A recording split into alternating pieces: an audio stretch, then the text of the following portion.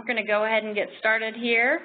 I'm going to give you a quick visual introduction of myself. I'm Jennifer Peterson, and I am helping to moderate this session today. I'm the WebJunction Community Manager, and I'm joined today by Kendra Morgan, WebJunction Program Manager, and AKA WJ Support.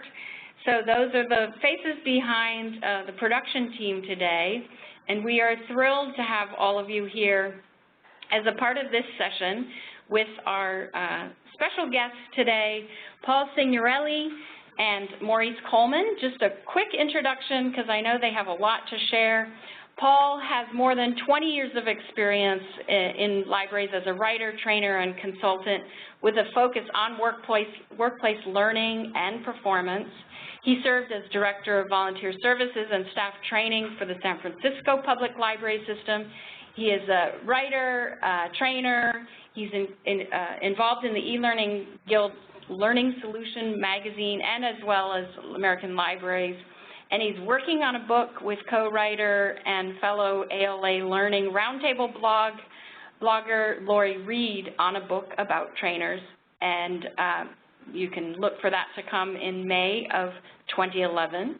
Welcome, Paul. Thank you. And we're also joined by Maurice Coleman, the technical trainer at the Hartford County Public Library in the northeast corner of Maryland. He also has had 20 years of training experience helping people use technology in the real world, hardware, software, program training, technology planning, deployment, social media, nonprofit organizational development, and fundraising, communication, organization, and presentation skills.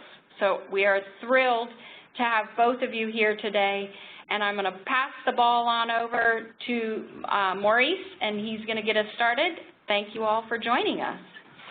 Great. Welcome, everybody, and thank you to Jennifer, Kendra, and the WebJunction production crew for making Paul and I look good. And really, if you've ever met us, you know that's really a stretch. You actually make us look really good. So today we're here to talk about dealing with a difficult customer, or as we like to call it, why am I so angry, and what are you going to do about it? Again, presented by myself, Maurice Coleman, and Paul Signorelli, the writer, Paul Signorelli and Associates. First of all, let's talk a little bit about empathy. Empathy with the difficult customer. Really, we have all been that difficult customer. We have all been on both sides of that issue, either as the person who's having the issue or the person who is listening to the person that has an issue. Always remember to have empathy for whatever difficult customer you are dealing with, simply because it really helps you to work through the problem. Put yourself in their shoes. I'm sure everyone's ripped open a package and discovered the item wasn't the right thing and it just didn't work, but we didn't realize that it couldn't be restocked without a 20% restocking fee. Or you get the cable company, it's Sunday, it's Thanksgiving, for example, and your cable goes out. Nothing you've done, all your connections are working, but of course it's Thanksgiving. They have 3 people on for the entire country. I happen to be a person who has Comcast cable, and they tend to do sort of nationwide technical support on holidays. So you could be dealing with one person who's dealing with 5,000 calls, and you're that angry customer saying, look, I have turkey, I have mashed potatoes, all I really want to be able to see is some television with my family. And just remember to have empathy for both sides, as that person who has been the angry customer or the disappointed customer and the person who's receiving the message. Know that really, sometimes you're not feeling really reasonable at that particular moment. Worse yet, sometimes in that moment, you feel that bloodlust, especially if you are that person who's passed with 3 or 4 different people. You finally got someone to talk to you, and you're feeling that anger, that disappointment. You know, those skills, your conflict resolution skills aren't at their peak dealing with the person because this person is in your face and agitated, etc., and you're really excited, and you're having problems, you can't really stand to think. Just remember, you need to, as a person receiving the message from that customer, you need to control your inner demons so you do not fan the fire. Now, you need to really relax, calm yourself down to know that this person is really not going to, right, is not mad at you, they're mad at the situation. You happen to be representing, in this case, the library in this situation, but really, they're not mad at you. You did not do anything to them. You did something to them in quotation marks as a representative of the library or a perceived representative of the library. Okay? So how do you deal with this? How do you deal with some basic conflict resolution techniques? All right, number one, as I mentioned before, make sure you take the emotion out of it. What you're there to do is you are to work with the person that is having the issue to solve the problem. It's not about you. It isn't personal. You're there to solve the problem. So no matter what anger they're directing at you, you just happen to be there. So it's not about you. It's not personal. It's anger at the problem. And as soon as you can move the person into a partnership position with you to deal with the problem, the faster you'll be able to come to some sort of solution. Your job is to seek a solution, okay? And really remember, it's not you. It's all about the issue, okay?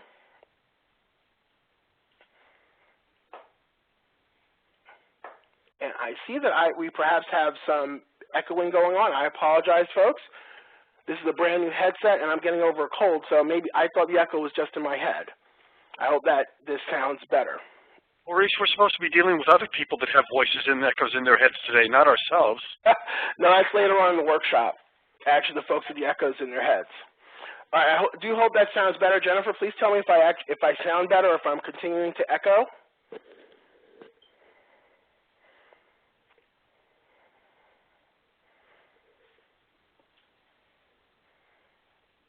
Okay, great. All right, remember to refuse to be drawn into that heated moment. You see how gladiators here, how do people survive these particular fights? They tend to remain cool, calm, and collected in a hostile situation. If you have observed anyone at all in these situations, the people who you should exemplify, the ones who truly remain, the 3 C's, calm, cool, and collected, when dealing with a stressful situation. They deal with the situation, they deal with the customer in the situation, they move it along, all right? They tend to remember truly that it's not personal. It's all business. Okay, get past the blame being laid at your feet. The blame is done, fine, whatever. You really should move on from it. You can start by issuing a sincere apology. You really are sorry this situation happened to that person. Okay? That is an immediate, really fire extinguisher on the fire in that person's belly. You really want, you say, okay, that's all I wanted was an apology. Sometimes that's it. That's all the person really wants to hear. Okay? If it's not something you personally did, all the better, that you can help to continue to listen to that person. Okay? Acknowledge what you're hearing. Really acknowledge that, okay, this is a problem. Restate the problem to the person and say, this is what I hear. I hear that you had X, Y, and Z problem at ABC time. Okay? This allows you to respond by saying, this is what I can do for you. We can work together to do this. We can work together to do that. This is what I need from you. This is what I can do for you. Okay? As I mentioned, using your best tools, using active listening skills. And a caveat to that, if you do use those active listening skills, make sure there is some action behind those listening skills. Restate the problem, state an action, and say, yes, this is what I'm going to do, this is what I need you to do, this is what we can do together, this is what I can do by a certain date. You need to make sure that you do not listen without action. Okay, make sure you listen, acknowledge, restate the problem. Because acknowledgement is truly what a person wants about their problem. Again, the anger that the person, resolving the problem may or may not be the issue. What happened to that person beforehand, how they felt they were dealt with by someone beforehand in your library, outside of your library, could be the issue. Okay, that acknowledgement is important. Okay? And someone brings up they don't feel that they should apologize, well, we do not have anything to apologize for. That's true. You need to use your skills. There we go. Thank you, Blake. It is the retail apology. I'm sorry you feel that way. I'm sorry you were treated that way. But I'm sorry you feel that way. This is what I can do to help resolve your problem. You're apologizing for the situation. Thank you, Scott. You're apologizing for the situation. You're acknowledging that situation. And you don't necessarily have to grab someone's hand when you're doing this, but acknowledge that person. We'll talk a little bit about body language. You will notice that when you do acknowledge the problem, if you're face-to-face with someone, their body language will open up. They're not as angry. They're not looking to jump over the desk or throw something over. They relax a little bit.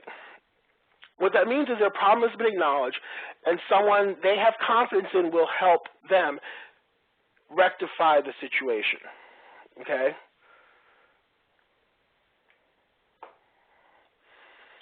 And then take action. As I mentioned before, listening and acknowledging are all great, wonderful things, but if you do not take some sort of positive action with deadlines and consequences, you will be back to the angry person. And you know what? They deserve to be angry. If you didn't do anything, they deserve to be angry. This time they actually deserve to be angry at you, both you and the situation. So remember to take appropriate action to the situation. Okay? Do what you can do in a timely manner and communicate with that person the manner you will. Try to talk to them, contact them, ask if that's best for you. Be reasonable as much as you can. Okay? These are for the reasonable folks, as Paul pointed out in chat. These are for really the reasonable folks. Okay? But doing something substantial can really, really help to transform that difficult library user into your best ally, your most vocal ally. Okay? And Catherine, at some point we will talk a little bit about something you can't do anything about. Again, acknowledging the problem and saying, this is what I can do, not this is what I can do, this is what we can do. You're working with the person trying to get the best possible solution. Libraries truly, we're truly a service industry. We have customer expectations, etc. But I like to say we need to have something for everyone, not all things to all people. We cannot solve every problem. We can try to get the best solution for you. Very different philosophies. We can get the best solution for you. We can't solve every single problem. We can solve many, but we can't solve every single problem. Okay? I hope that makes sense to everybody. So that was our first part. That was the easy stuff, putting yourselves in the shoes of the person you're facing, really using empathy as opposed to mirroring the anger, trying to diffuse the anger so that you can truly handle the situation. You're trying to depersonalize it. If you can take something away, remember, when you're dealing with some sort of stressful situation with a customer, that can be an internal, external customer, patron, however you want to call it, remember, you're trying to work for the best solution for both you and that person. Depersonalize it. It isn't about you, it's about the situation. Be angry at the situation. The person is angry at the thing, not at you. And remember, take that high road. Really, remember to take the high road, and you will be in such a better position to solve the problem with a partner as opposed to an adversary. And we've looked at all these different resources, our abilities to listen in a meaningful level, our willingness to acknowledge. And now I'm going to actually turn this back over to Mr. Paul Signorelli. Talk a little bit about some ways of overcoming difficulties and reading body language. Okay, so let's take a minute before we jump any further. There's some great stuff going on in chat, and Maurice and I both want to encourage you at this point, jump in with the simple situations that we can deal with up front. As you said, we'll come back to the really hard ones in the final third of this. Let's take a few minutes to hear some of the stories that you've faced, some of the things that you've done to resolve them, and let's just get these issues on the table. Somebody's already asked, well, actually, somebody observed again that they're not too much in favor of apologizing unless they've personally done something wrong. Granted, yes, none of us wants to grovel or do something that we feel is demeaning, and that's going to come across through our body language when we don't feel we're to blame. But as other people have noted in chat, and as we're trying to make the point here, if you can pull yourself out of feeling like it was personally directed at you, no matter how personal it feels, somebody talking about the lack of hair on your head, the way you talk, the way you look, the clothes you were wearing, remember, as Maurice said, some of this is just people that are unhappy over other things, and you happen to be the unfortunate one there. So if we can diffuse and say, hey, it's not me, even though it feels like me, if we can do something to pull them into our side rather than have an us versus them thing, you stand a chance of actually diffusing this before it gets really ugly. And we will talk about those ugly things. This is not to be a simpleton about it and say, oh yeah, everything's resolvable. But again, if anybody wants to jump in with chat briefly about something you faced and something you did that was really effective. Were you able to get somebody to a manager that was responsive?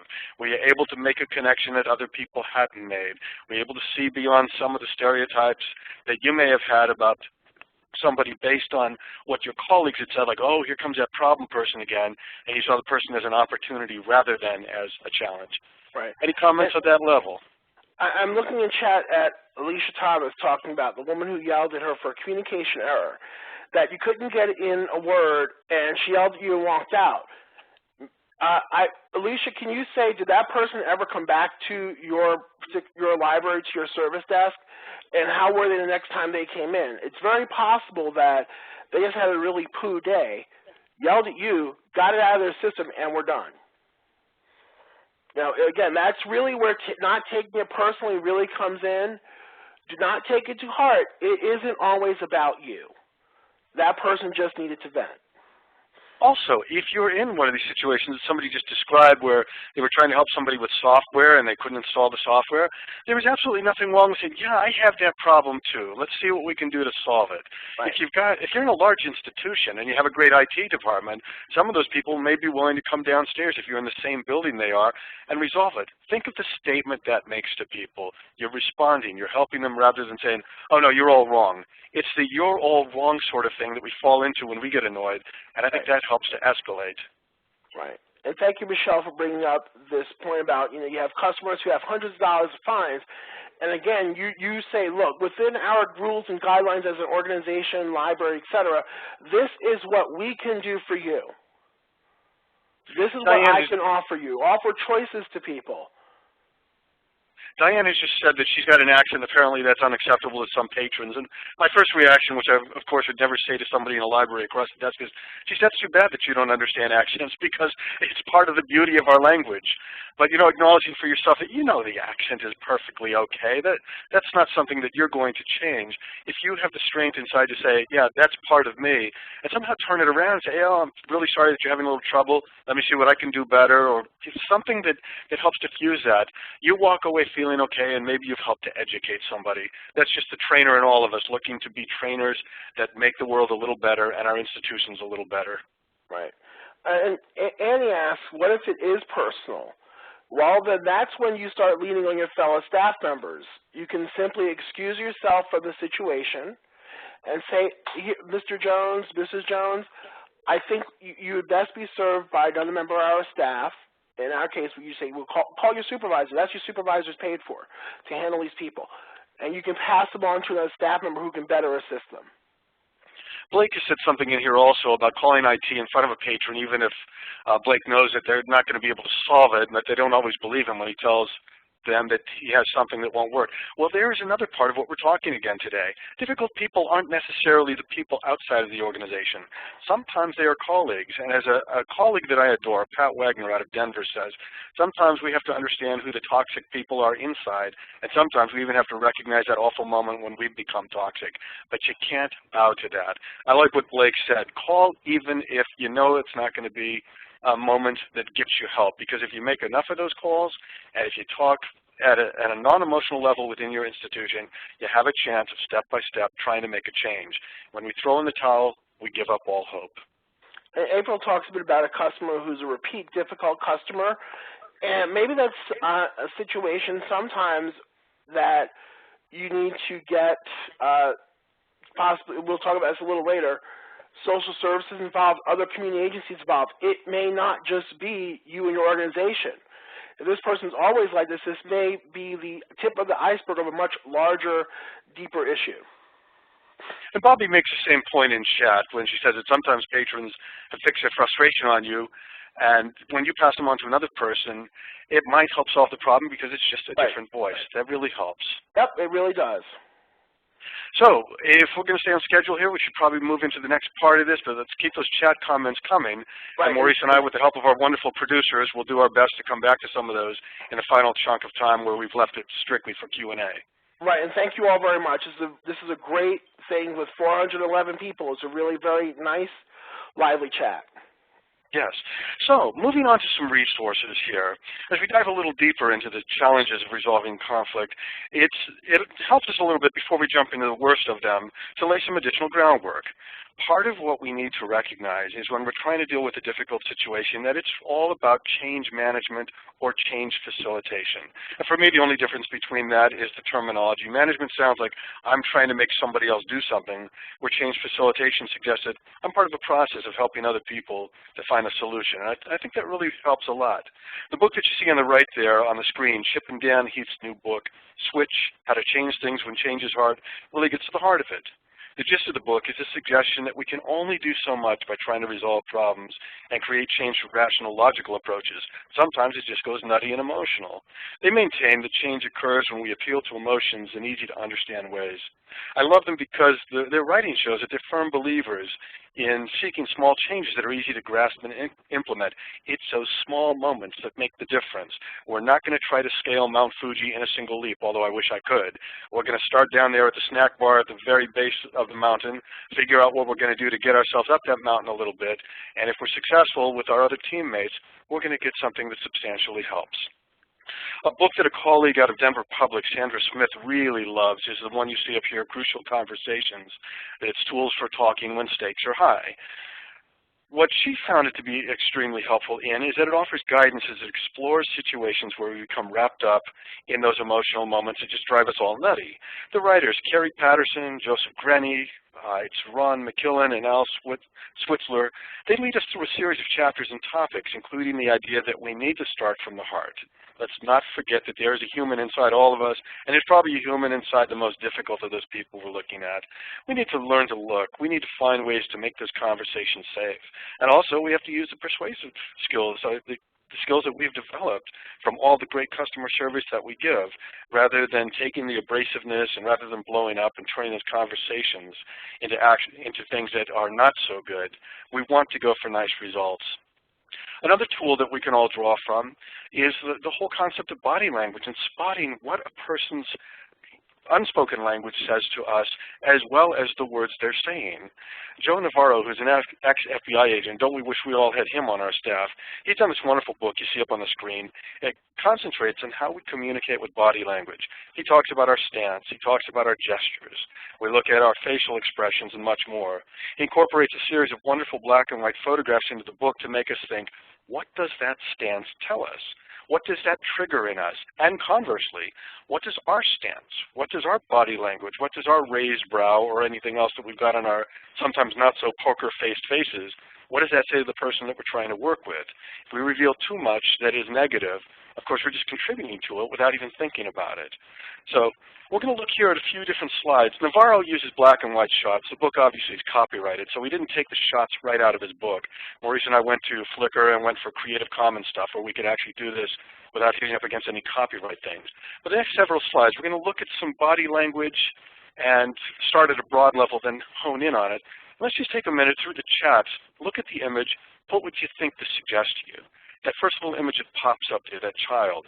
What does the body language and the facial expression tell you about that child's feeling at the moment that picture's taken? And don't we wish that was all of our patrons? One person says relaxed, another angered, interested, relaxed and engaged, watching something, anticipation, inquisitive, relaxed. And the common thread, the majority of folks, there's obviously very open words, relax, engaged, etc., watching something that's open and receptive to something. So while we're not going to have the opportunity to put a pillow and a couch behind our reference desk, wouldn't that be a nice model? What Maurice has just looked at and what all of you are talking about, other than the person that thought the kid looked a little nervous, most of us are seeing in that a relaxed posture. And if we are aware of the posture that we have and can do things that show us to be a little bit more relaxed without being slovenly about it, we're on the right track here. Now let's jump to a different image here. We look at that person coming toward the desk. What's our immediate reaction? Okay, we're getting definitely angry, scared, stressed. I think I saw the word wow pop through there. Hide now is a great one. On drugs, maybe. We don't know. Maybe. Mental, okay, maybe that's going on here. Evil, teenager. Is it any coincidence that we saw evil and teenager back to back? Let's hope that isn't a statement of how some of us are looking at our wonderful teens that come into the building. Somebody else is saying, I need your help. Yikes, rebellious. Okay, so we're seeing something there that in that body language. I'm glad someone, Paul, I'm sorry, put up goth, because this is truly the goth look. It has nothing to do with how they are, but this person may or may not be intense, but they may be a danger, they may not be a danger. You just never know.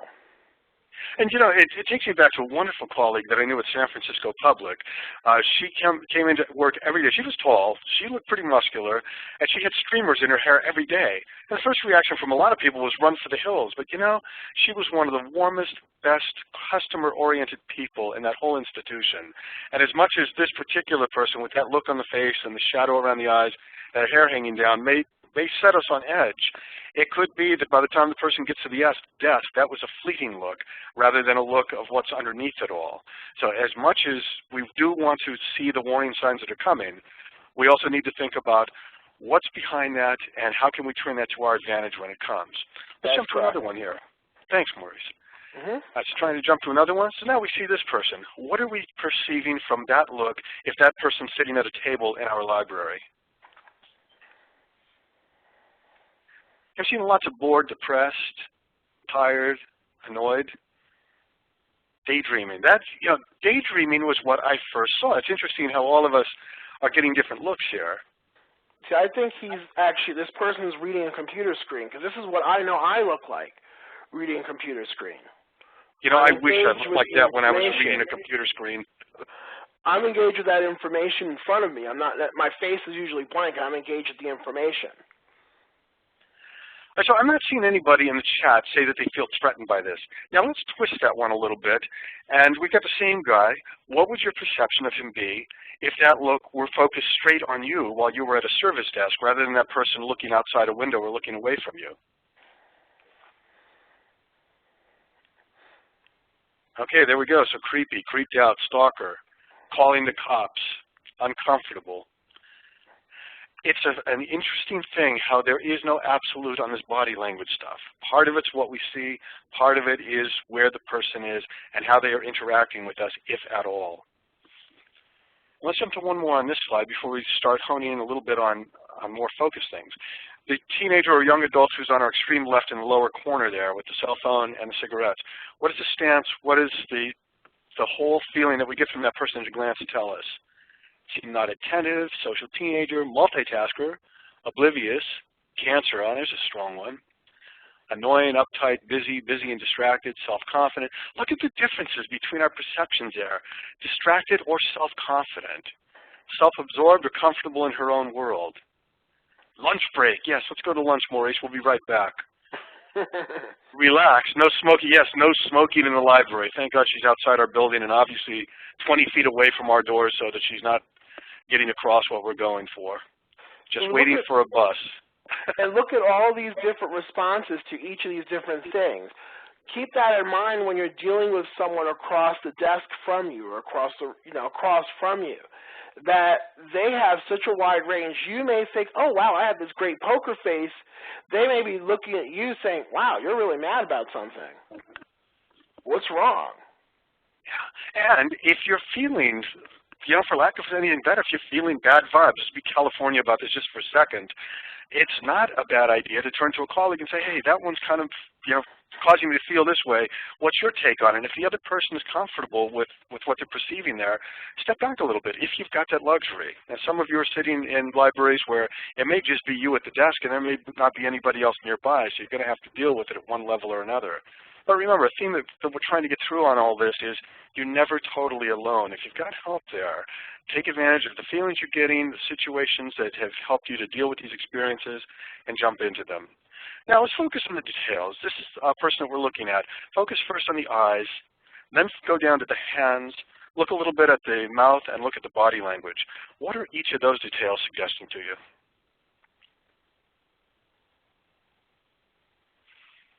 Possessed, exorcist kind of thing, closed. Yoga, there's a good one. Straight jacket? Straight jacket is a nice one. Don't we all feel that way sometimes? Protect thyself, not open, angry. At least she looks polite, somebody said. Well, good. There's somebody that's really looking for the best of a situation where you're not sure if she's nervous, if she's attentive, if there's something holding her back. Dramatic and pensive are really nice. Leave me alone, absolutely. When you cross your arms across yourself like that, it's one step forward, but one step away from putting your hands out saying, please back off, I don't want you in my space. Let's focus in just on the position of those lovely feet on that stone pavement. Is there anything that we get there? Perfect. We've got relaxed. Well, one person saw weird. I'd love to know what was weird about it. Gentle, fun, relaxed, casual. She's proper, content. Nice shoes. Yeah, nice shoes. Maurice, anything you want to jump in on that one? I'd say ballet dancer, or someone who likes to wear obviously comfortable. They look like sort of dance shoes. That's what I was thinking. So again, as we see somebody come up, it's not all about the total picture. If we start looking at different things without looking like we're the stalkers or we're the voyeurs on this, you just notice those little things. Somebody else says, can't tell too much by feet. And yeah, sometimes you can't. Sometimes the stance is wonderfully revealing. That thing that we're seeing here where it looks relaxed as opposed to somebody whose feet are about 3 or 4 feet apart, they're planted very strongly, and you just have the sense that in that case, those feet are telling you what you're seeing in the rest of the body language, trouble ahead. What about that eyeball? Not meaning to scare people here. Scared, fear, surprised, alarmed, apprehensive, wary. We see that person coming to our desk. Shields up, Captain. We better be watching to see if we can identify what the cause of the fear was. If it's possible for us to deal with that, stay calm and see if we can take the person's fear down a little bit. And I love the OMG, absolutely. Oh my God, what are we looking at here? And finally, this one. I think this one really speaks volumes. Notice the crossed legs, the position of the arm on the basin, the way that back and head are resting against the wall. Very, very relaxed. Maybe a little too relaxed for our own comfort. Amazing what we can perceive when we strip things down to the most basic level and we make the snap decisions which sometimes prepare us for the difficult and awkward moments that we face in our workplace. Of course, if I saw that one in my workplace, I'd probably be a little scared, and I certainly wouldn't invite the person over for coffee. That may be too much information watching the coffee go down. All right, granted, that one is a bit silly, but in humor, we can make a point, and at the same time, we can find useful tools to help us resolve those difficult situations that we're talking about today. Even with the skin and organs, the posture is extremely suggestive. That's part of what we want to keep in mind as we continue thinking about what we notice consciously and unconsciously when we're dealing with people who are difficult for us sometimes to respond to. So let's go back to our diving in exercise where we think about what we've just seen, where we think about the things that we can do, the perceptions that we have, and how those perceptions change from situation to situation. Maurice, any observations you want to make while we follow the chat comments about body language and any questions people have? No, I'm really, it's amazing the sort of wide range of what people think one static image conveys. It's such it's really amazing how the exact same image every single person sees slightly differently. And you got to love some of the chat comments. Somebody said, person had to wait too long, or person didn't pay their fines, and so they were sitting there and talking about our skeleton figure, bored to death or something. Anorexic is a pretty nice comment, and somebody just is laughing out loud. So, yeah, we're getting a little humor here, but I hope it is making the point. Really, because we really need to make sure that we truly, all that stuff that Paul talks about, body language, Paul, I think it's what, 75 to 80% of communication is actually via body language. Yeah, it's a huge amount. I wish I had memorized the stat, but you're absolutely right. Much of what we perceive is the body language. Right. And Sean talks about that point. You can apply this to your body image at the desk. How are you perceived by people? I am not a small person, but I have a very open manner that I try not to be threatening at my job. My job is to talk to people. I have a very open manner about myself. And I also was a bouncer at one point, and I was able to sort of reduce that open manner to make sure that if I told you to get out of said nightclub, you would get out of said nightclub. You know, Angela makes a great point here. She says she's amazed at how many people don't simply smile. And it takes me back to surveys that I think a lot of us have probably read. The idea that if you smile at an unsmiling person, at a certain point, if there's any humanity and rationality there, they're going to be forced to smile. And surveys, research is showing that the more you can get somebody to smile, the more they actually start feeling good. So if in the face of the worst rage possible, you can somehow almost accomplish the impossible by keeping that smile there, you stand a chance at winning them over in spite of how they're feeling. And really, when someone approaches your desk, whether you're at circulation, reference, or some sort of special service desk, or approach you while you're walking from point A to point B, always open, smile, have that open body language. The open body language diffuses a lot of situations, especially if you're out of your peripheral vision. You see that the person has that sort of cranky, crinked up, folded over body language, that they're ready to explode. You being open and welcoming, sometimes that diffuses the situation immediately so you can get to solving the problem and not hearing the venting. Diane made a comment in chat about how at her branch everybody smiles and says good morning. I want to go to that branch. Send me your address and I'll be there right away. I need the smiles. Really, conflict management is truly a form of change management or change facilitation. Again, using techniques Paul just talked about, we would like to hear briefly, because we have, 400 plus people here, what aspect of body language makes you feel comfortable when someone approaches you, or how you sound on the phone? Folks who have worked on the phones know that some places put mirrors up because people can hear you smile on the phone. And that is true. You can hear someone smile on the phone. So what thing makes you feel comfortable? A lot of people said they walk their easy gait, smile, friendly eye contact, all very important. You know, total disclosure here, I'm sitting in my own place here in San Francisco, and I know we're talking to 300 or 400 people here. First thing I did when I got ready for this is I dressed up. I know there are a lot of people who claim they go in their PJs and do that, but the simple act of dressing up, sometimes even going for it and wearing a necktie, God forbid, while I'm sitting here by myself, it makes me feel more professional. It makes me feel that I'm taking my audience seriously, and I know that changes the way I present myself. So if I'm doing that in a tiny room, think of what impact all of us do when we're out in public and everybody's eyes are on us. Right. And the expectation of your customer is based on how you, good point, Paul, about how you dress at work.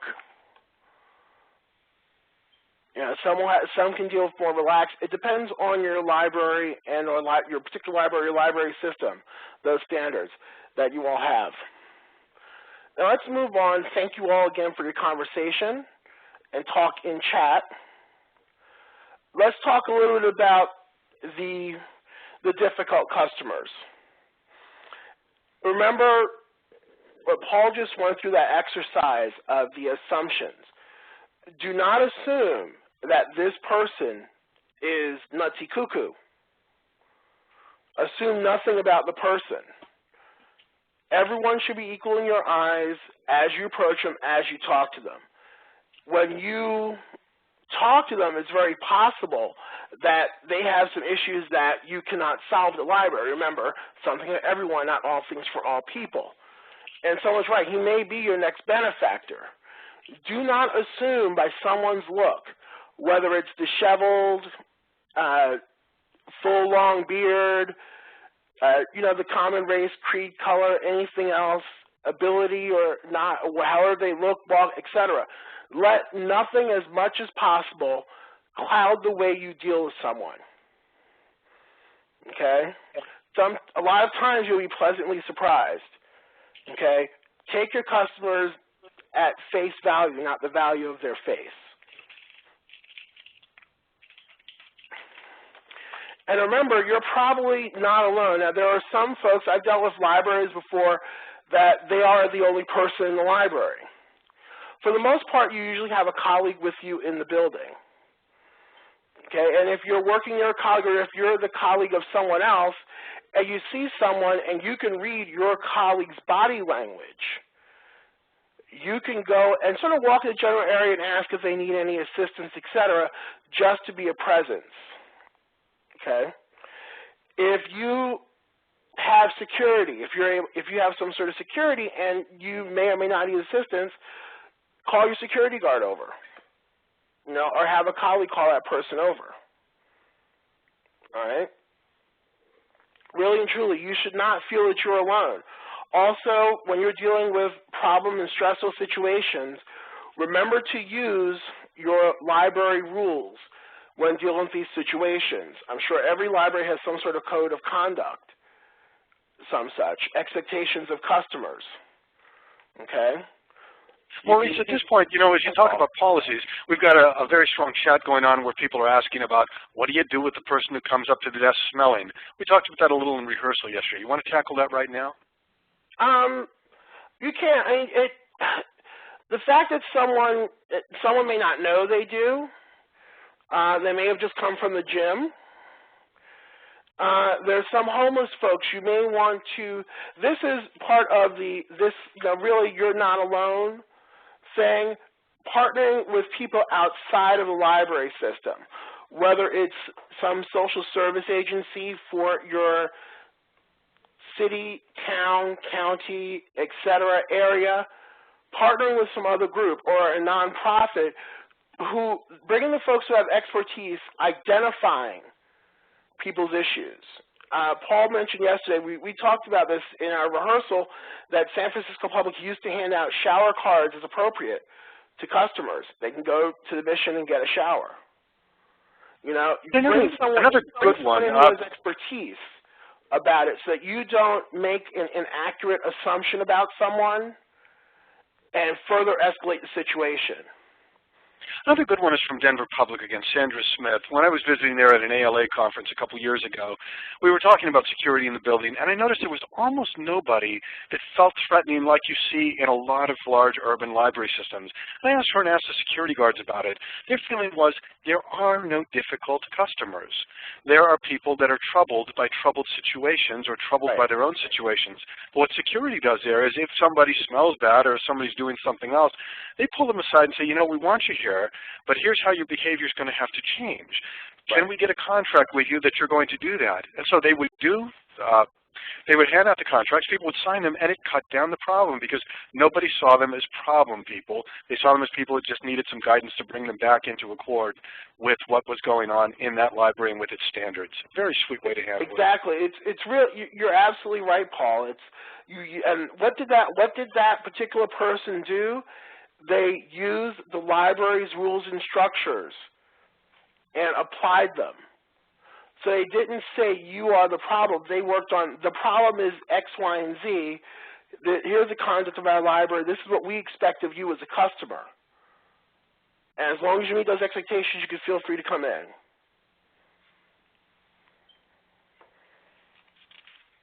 I hope that answered and solved that question. And it is semantics. Thank you, Emma. It really is an issue of semantics. Remember, you're not alone. You do have other staff members. There are a few people who do work in that solo library by themselves all the time, but for the most part, you do have other staff members and rules and guidelines, etc. And yes, it is okay to sometimes to call the police if you feel threatened. If there's an issue, there was a question in chat asking for a repeat of that contract. Denver Public Library security guards have what they call contracts with people that are having problems in the building. They sit them down, they explain how the behavior or the situation violates your standards, and they try to help them through that, having them do a written contract that says, I will return to the library when I'm ready to do this. It takes them out of being labeled problem people. It takes them into, let's get you into the same situation we're doing. And for those that don't have security guards, understand completely, maybe you as part of a staff can develop the same sort of thing in a non-threatening way. Right. And really that's using their organizational guidelines. It's cold, it's not personal. They're using a structure, a conflict mediation structure to deal with that. And really, make sure you have a relationship with the police. That's always a good thing. Make sure your library has a good relationship with the police, sheriff, or if you happen to someplace that has both. Make sure you have a good relationship with law enforcement in your area. Have them stop by. In another workshop for small libraries, they made sure that their local police can always use the phone in the library. They can make copies. They have to do reports. They sit down someplace and write up their stuff. And that brought the police into the library as a presence, not as a threatening at the moment dealing with the situation presence, but they're always there and they're part of the community. They just happen to be there. It created a sense of calm and security for the library staff. Remember, you're not talking to me. Do not. If someone becomes irrational, remember, it's not your job to figure out what's causing delusions. You just remember, sometimes you're not going to eliminate them, and you need to put them in touch with some sort of social service professional or with campus security. There you go. A lot of people, academics, have campus security available. And you are there to serve. They're the guests. They have to conduct themselves properly. And nothing is gained by arguing with someone who has an issue. If someone just continues to argue with you, you can remove yourself from the situation, as folks mentioned before. Bring someone else in to try to diffuse the situation. You keep yapping with someone, nothing is going to get accomplished. Okay? And remember to keep a safe distance, or as Warren Graham, the Black Belt librarian, says, keep something between you and the person you are escalating. A table, something. Keep something physically between you. Keep your distance. Because really, sometimes you never quite know when that person's going to snap. Okay? And to be able to think defensively, think about these things as you approach anyone at your library. So remember, staying calm is very critical. You do have time. Usually every library, no matter what type, has some sort of back room. You can go in the back and let loose and say, okay, we can't let this problem escalate. Remember, it's not about you. It's not personal. And Paul, you want to talk briefly about this thing in the large urban library system about the library using a staff member? Absolutely. And a mob? It started down in the atrium of a big urban library where there was a staff member and a patron on the other side of the desk. None of us ever really caught on to what started the altercation, but words started to be exchanged. Security was called. But what really made that a terribly terribly inflammatory situation was somebody else who didn't know what was going on came in the middle of it and started trying to gather people around saying, oh, look, there's police brutality, this poor person's being treated badly. And that could have gone really south if we hadn't had a very sensitive security guard who took it down many steps. And at the same time, one of the top administrators in that facility had been alerted that there was a problem, and that person came down. Between the two of them, they isolated out the person that was trying to inflame things. They got the person that was in the original altercation calmed down a little bit, and it ultimately got diffused. But we sort of use this picture jokingly and half seriously. That situation could have gone really bad if everybody had stayed at an emotional level rather than calming down and not identifying where the real problem was at that moment, somebody who shouldn't have even been involved trying to inflame things. All right, let's talk a little bit briefly in our few minutes we have left about the service recovery. This is the Library of Congress. Really nice and quiet, expectations of behavior. Well, not every library is like this. And we do have people who are too burnt out after having lots and lots of conflict. But what we can do is build into place and learn from all these previous instances to build into, similar to Denver Public in that contract. I'm sure that contract did not come out of someone's head. They probably had a few situations and how do we best solve this? How do we best resolve this positively? Okay? Really work to establish those as part of your library guidelines and policies of customer and employee behavior.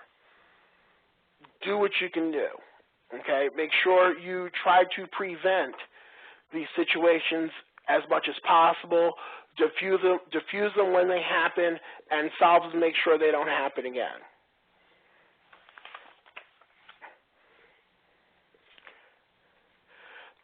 So there is a lot of room for fun and games and noise and wild behavior in libraries, but folks should have an expectation of acting a certain way within a library. We are a public place. We have to serve the public, but the public should act properly, etc.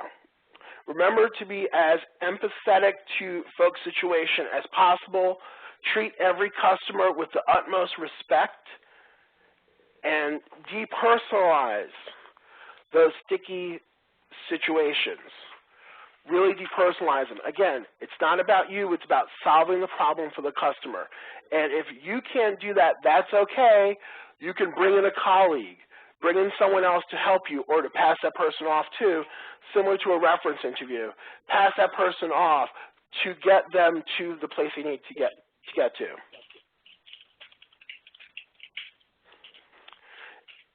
And briefly, let's go over the resources that Paul talked about, actually both talked about. Switch, how to change things when change is hard. Crucial conversation tools, tools for talking when stakes are too high, and dealing with difficult people in the library. All these things can be found, links to them can all be found on the absolutely wonderful page that Jennifer and the producers here at WebJunction have put together. That will also contain the archive of this session. And we're going to do our best to open up to a couple of questions at this point in the workshop. Briefly, I saw something fly by about a small library. Again, as I mentioned, try to bring your local law enforcement in there. Sometimes those folks are far away from whatever branch they be, especially if it's a county thing. Bring them in and say, hey, you know, you can feel free to use our phones. We'll even, you know, knock over a desk here for you. You can sit there, relax, write your reports, etc., so you don't have to go all the way back to your headquarters 50 miles away. Bring them in as part of your group. Now, Emma, I'm sorry, you have 911. That may be an issue of your library working with whomever your local law enforcement happens to be. That also may be an issue that your library board may want to take on in terms of having a private security firm come in if you can afford it, etc. Amanda asks, can you address handling difficult customers over the phone? Yes.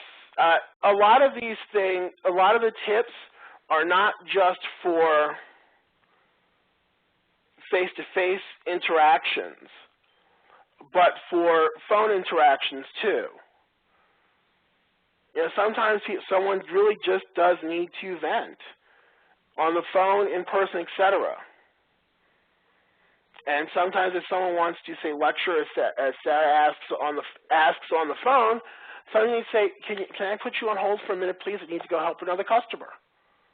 And I apologize. I'll get back to you as soon as I can. I am the only person here. I need to, excuse me, I need to deal with another customer. And I ask to put you on hold. So the person can get back to them. There was a question that just flew by about what about the person that you can never say anything to and satisfy them. Colleagues suggest that you try 2 or 3 times to find a solution, and if you can't, you have to understand that maybe there's something going on that's just beyond your ability. If you're lucky enough to have another colleague, maybe they can get involved. Maybe you just need to be direct, say, you know, I would really love to help you, but this is all the time I have today to do this. I've got 5 other people waiting. Is there something else that I can help you to get to beyond what we're talking about? And see if you can diffuse it that way. That's far from perfect, but just trying to get them off whatever rant they're on may have some minor impact that will be positive for you. And Blake brings up a real excellent question about a trouble with patrons who try to help other departments and colleagues. The best you can do is say, we are, as a library system, make it impersonal. As a library system, we're working to do X, Y, and Z with you. It is possible that someone, that person, that patron dealt with, maybe they did really not do a really good job, but you don't throw your fellow coworkers under a bus in front of a customer. That is something you deal with through whatever employee communication system you have. Okay, really make sure you deal with it that way if they did something wrong. Otherwise, say, I'm sorry you felt that way. Not, I'm sorry that happened to you. I'm sorry you felt that way. This is what I can do for you. You bring them back to the situation, you bring them back to the present, and bring them back to what you can do for them without really acknowledging that person and that issue. Well, this person did blah, blah, blah, blah. You know, you're working to solve the problem and keep it as professional as possible.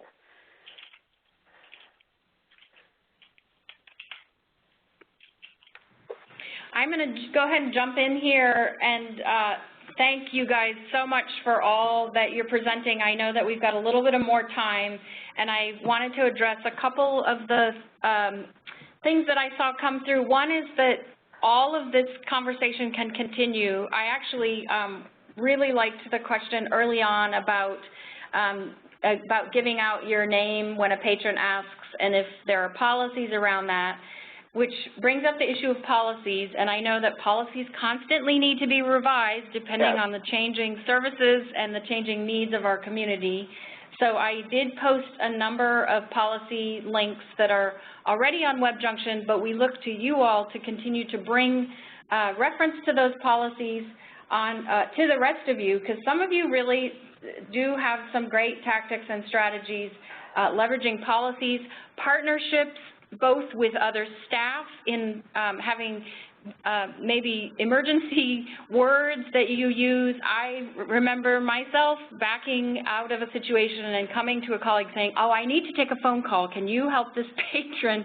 And that was our cue that, okay, I can't handle this person. I need someone else to jump in. So obviously it's a lot about communicating internally, building those relationships perhaps with your security guards, with your police. I think you need to go to the police and articulate that if we contact you, this is the reality of the situation. Give them those scenarios. So obviously there's a lot of communication that needs to go within the organization, with those that you work with, and with your patrons. They do need to understand that these are all of the folks that you're serving, and you need to be able to address all those needs and in a common environment.